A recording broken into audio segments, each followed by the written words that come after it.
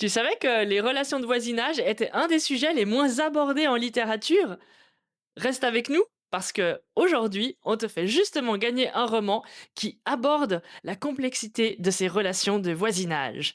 J'ai nommé Histoire de l'homme qui ne voulait pas mourir, un petit roman de 176 pages paru aux éditions Zoé en 2024 et écrit par Catherine Levet que nous avons reçu dans notre podcast littéraire de janvier 2025, quelques semaines avant qu'elle reçoive un des prix suisses de littérature. C'était totalement hasardeux, nous n'étions pas du tout au courant, et elle non plus, qu'elle allait devenir prix suisse de littérature en 2025.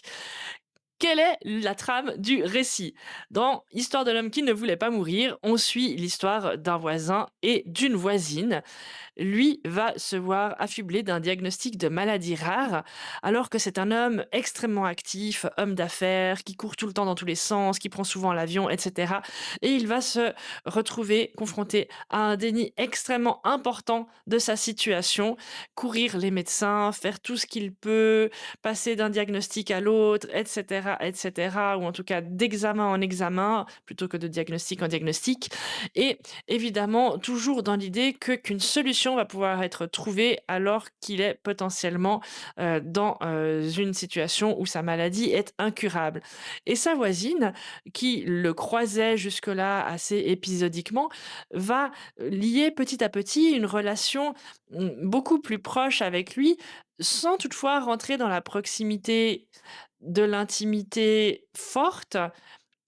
Et sans devenir malgré tout une proche ou quelqu'un de la famille, pas vraiment non plus une très, très grande amie, mais une personne qui, malgré tout, de par sa situation de proximité géographique, va lier une relation qui est quand même extrêmement, proche aidante. C'est vraiment un très beau roman écrit d'une très belle plume qui pose vraiment un certain nombre de questions aussi sur, la solitude moderne, sur les liens qu'on entretient entre les uns et les autres alors qu'on habite proches les uns des autres.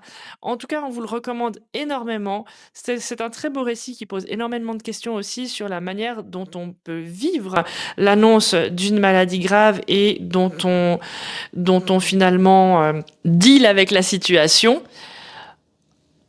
Et franchement, c'est un récit qui ne vous laissera pas forcément intact.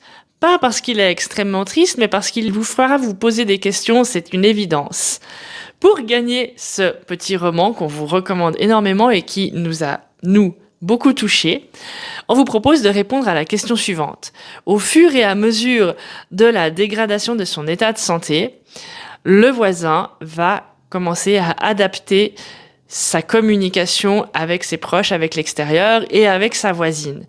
À un moment donné, il communiquera exclusivement par emoji.